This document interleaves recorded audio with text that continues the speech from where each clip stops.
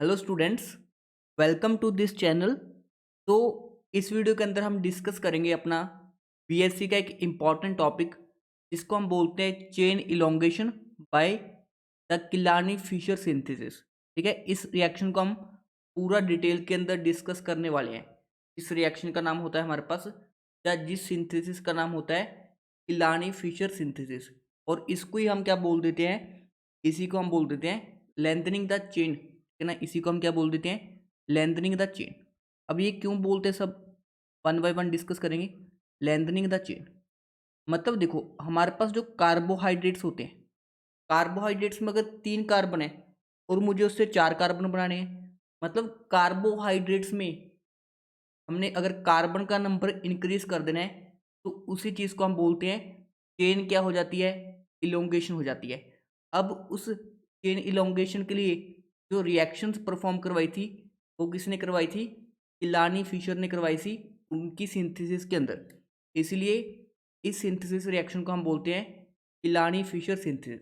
अब इसका पूरे रिएक्शन जो वाला पार्ट है हम डिस्कस करेंगे, और आपको एग्जाम के अंदर कुछ भी रटना नहीं पड़ेगा, जस्ट आपने लॉजिकली सब चीज़ों को समझना है।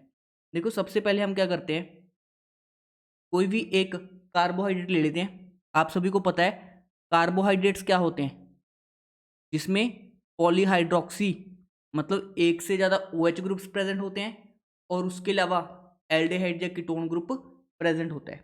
तो मैंने एक सिंपल सा कार्बोहाइड्रेट ले लिया।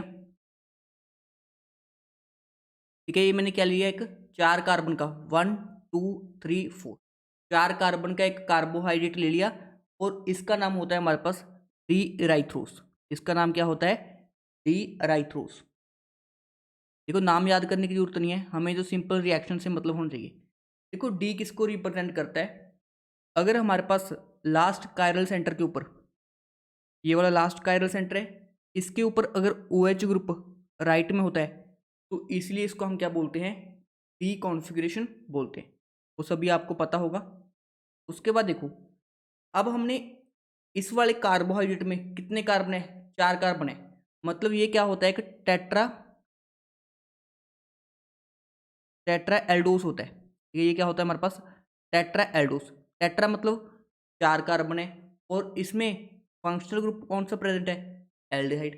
तो इसको हम बोलते हैं टेट्रा एल्डोस। अब मैंने इसको कन्वर्ट किस में करना है, पेंटा एल्डोस में करना है। इसको कन्वर्ट मैंने पेंटा एल्डोस में करना है। तो टेट्रा एल्डोस को पेंटा एल्डोस में कन्वर्ट करने के मेथड को ही हम क्या बोलते हैं, फिशर किलानी किलानी फिशर सिंथेसिस। चलो अब देखते हैं रिएक्शंस क्या क्या इन्वॉल्व होंगी यहाँ पे हमारी। तो देखो, सबसे पहले हम इसकी रिएक्शन करवाते हैं साइनाइड के साथ। ठीक है, कोई भी आपको सोर्स दिया होगा साइनाइड माइनस का, ये साइनाइड क्या होता है हमारे पास, CN माइनस। ये हमारे पास कोई भी साइनाइड का सोर्स होगा। तो अब साइनाइड किसके ऊपर अटैक करेगा, आपको पता है इस कार्बन के ऊपर पार्शियल पॉजिटिव होता है और इस कार्बन के ऊपर पार्शियल नेगेटिव।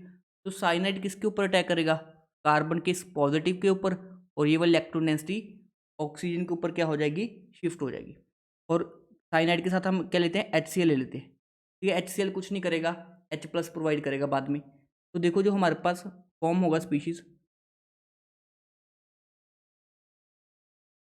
वो कुछ इस तरह का स्पीशीज हमारे पास फॉर्म होगा। देखो, नीचे वाला पार्ट एज इट इज रह जाएगा, जिसके ऊपर अटैक हुआ है कार्बन, कार्बन के साथ एक हाइड्रोजन अटैच है, और ऑक्सीजन के ऊपर क्या है, नेगेटिव है, और साथ में क्या अटैच होगा कि साइनाइड अटैच हो रहा है। ठीक है, इसको अब मैं 2 फॉर्म में रिप्रेजेंट कर रहा हूँ। देखो, ये वाली हमारे पास क्या होती है, एडिशन ऑफ न्यूक्लियोफाइल।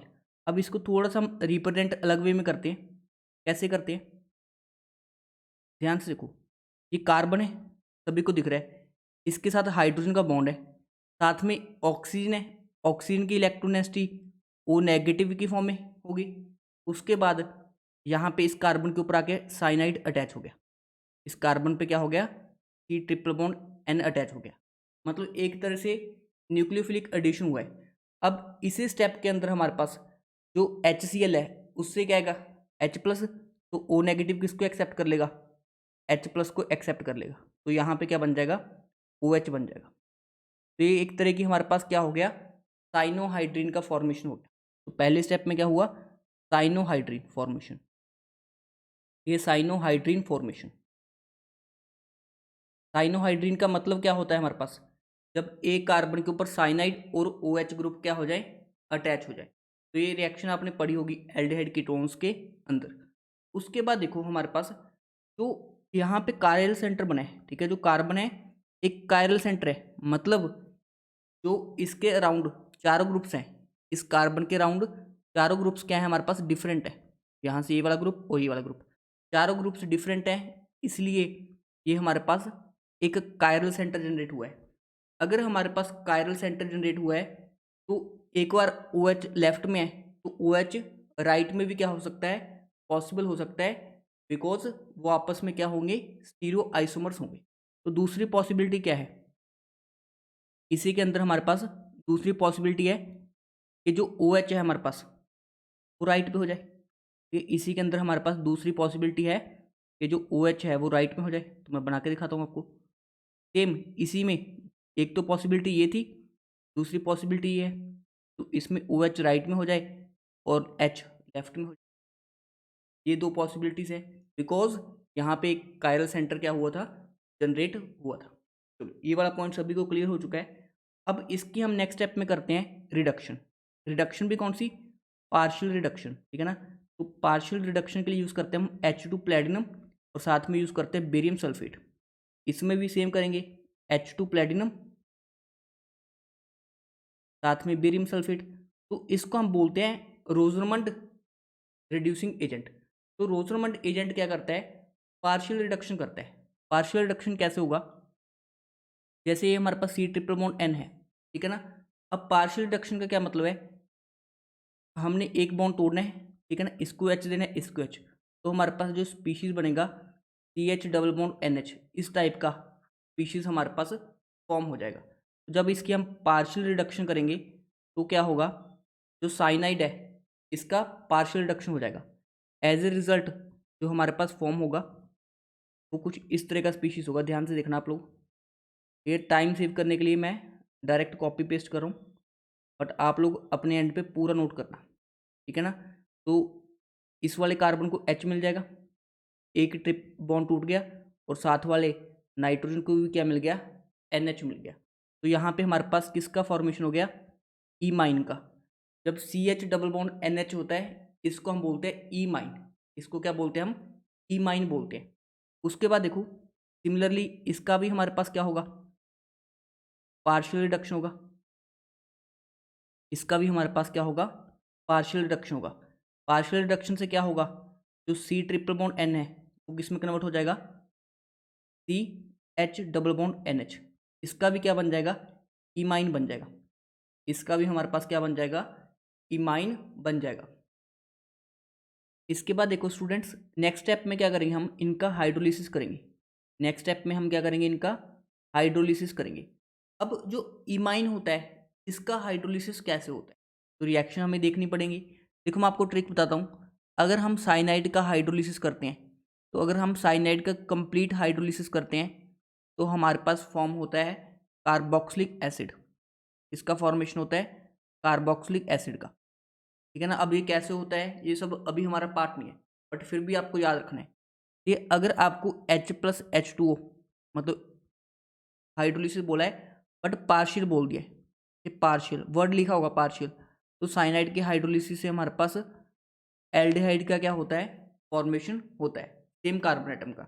बट अगर हम ईमाइन का हाइड्रोलिसिस करें, ये ईमाइन क्या होता है, जिसमें CH डबल बॉन्डेड NH इस टाइप का स्पीशीज फॉर्म हो जाए, इसका हम हाइड्रोलिसिस करेंगे। तो मैं करके दिखाता हूँ कैसे करते हैं।